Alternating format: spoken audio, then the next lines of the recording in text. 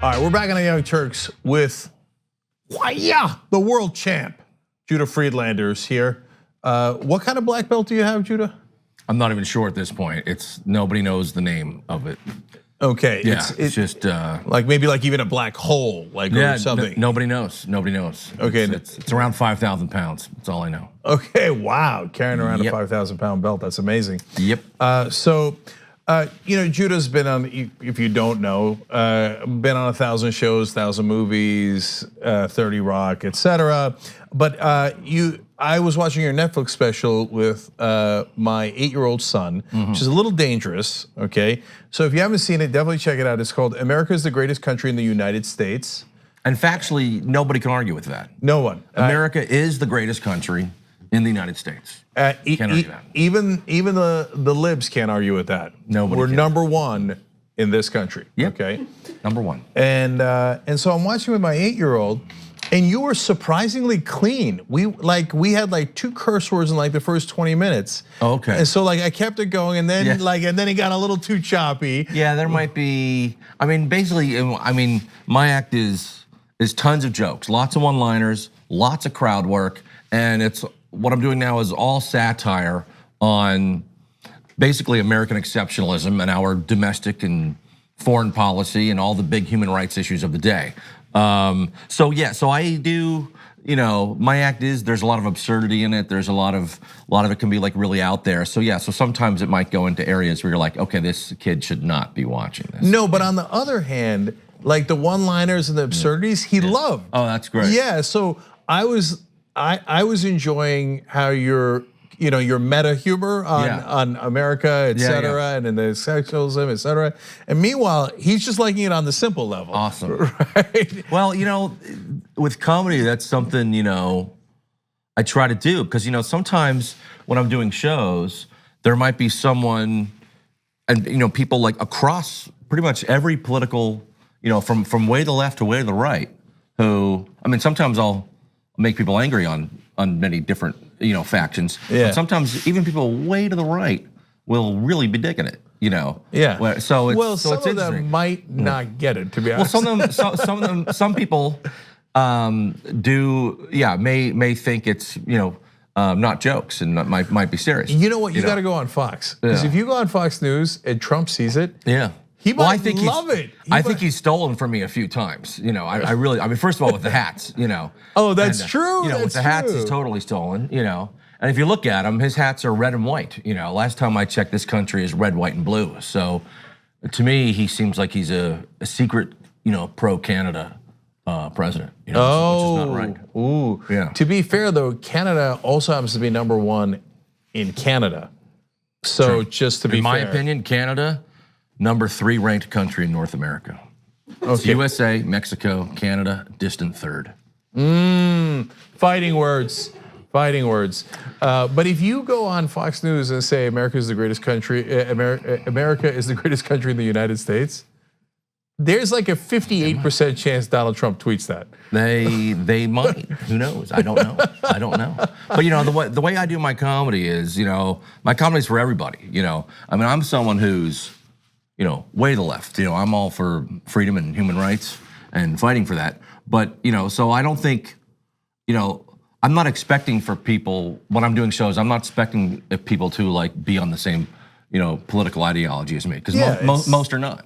So it's comedy. I'm satirizing everything. So I think, I kind of do it in a way where, I don't like to tell people what to think, but, get them thinking, and then they could, come up with what they want. Yeah, of course. That's how world champs roll.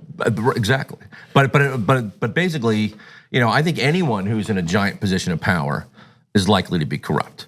No matter who it is. Right. And anyone seeking that, anyone who's part of that system, I think most governments are done to oppress people and to to use people. But so hopefully we'll change that. That's why people should vote for me. Because you're going to run for president? What are you doing? I'm standing for president. I'm not running for president. Running means you're scared. I'm standing. I'm holding my ground. I'm saying I don't know when this could happen, but I could be the future president of the United States. So well, you did come up with the hat thing, and you know, and you do use more colors than Trump, so there's that. Yeah. So Judah's got a future president tour, which you can find out the dates and stuff. He's Caroline's in New York soon, March 22nd through 24th. But go to judahfriedlander.com to get tickets all over the country. But what would you do as future president, Judah? Well, I might be the only candidate for reparations. I've been for reparations, you know, and some people, you know, wonder like, you know, what are you going to do? You're going to pay money, land, and I say white slavery. Let's try it out, white slavery. Well, you know, fair is fair. And think about it. If our government actually announced we're going to do reparations for Black Americans, descendants of slaves, and then there would be, you know, that would be very controversial. There would be a lot of white people very upset. I think so. And then they might be like, oh, we don't want to be slaves.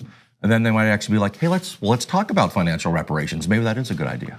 See, if you go, you see what I'm saying? It's all, It's all politics. You know why? But then you can actually do the white slavery. But if you don't, then you can be like, well, let's talk about money then.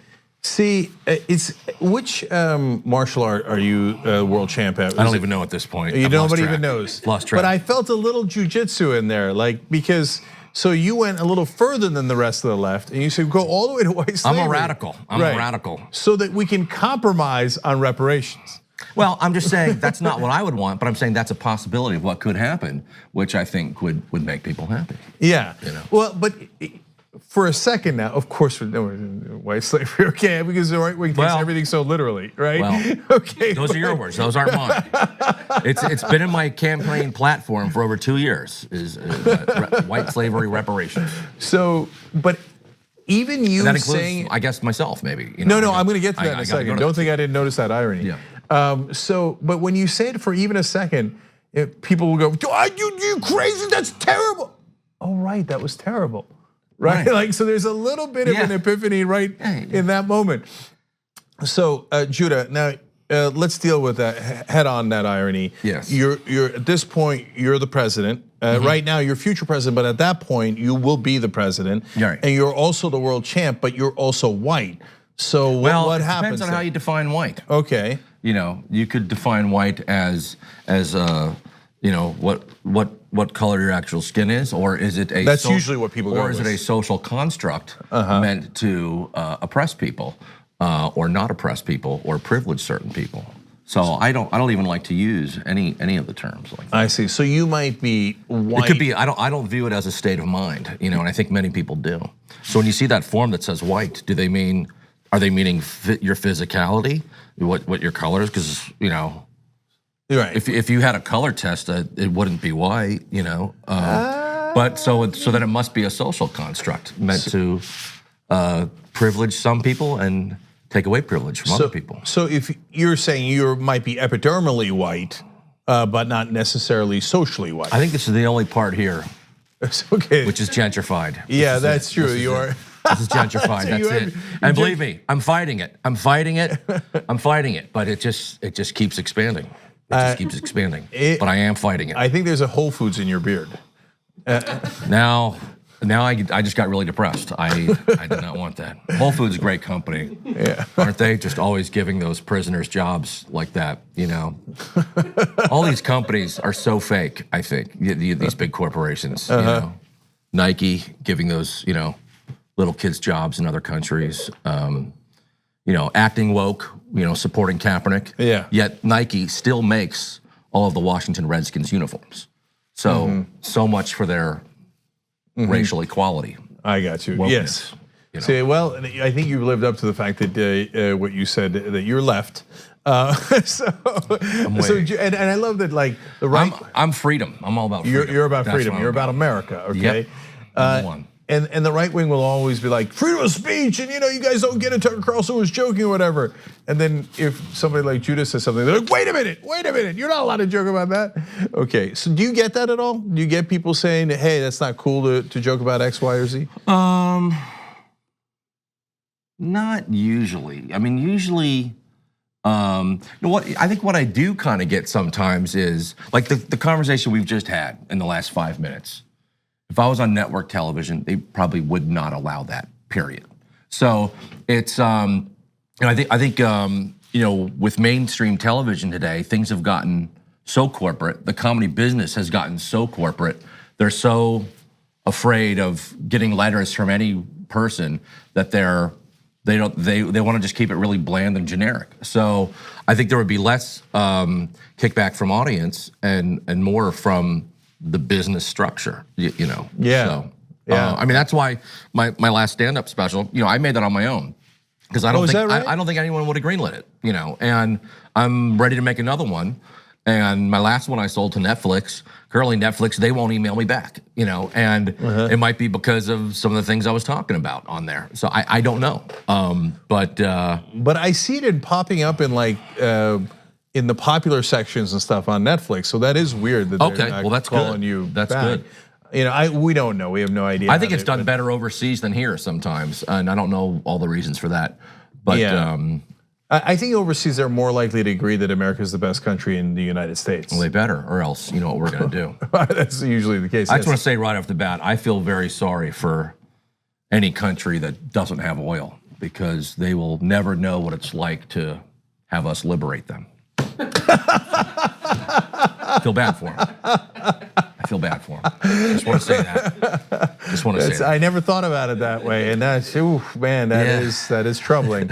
So go look for some oil so we can liberate you. Yep. All right. Meanwhile, everybody else, look for the Judah in your neck of the woods, JudahFriedlander.com to find out where he's going. And he's going to Caroline's on Broadway in New York, 22nd, 24th, 29th. He's in Massachusetts, etc. You get it. Go to the website. World champ and future president Judah Friedlander. Always great to have you here. Thanks so much. Great to see you. All right.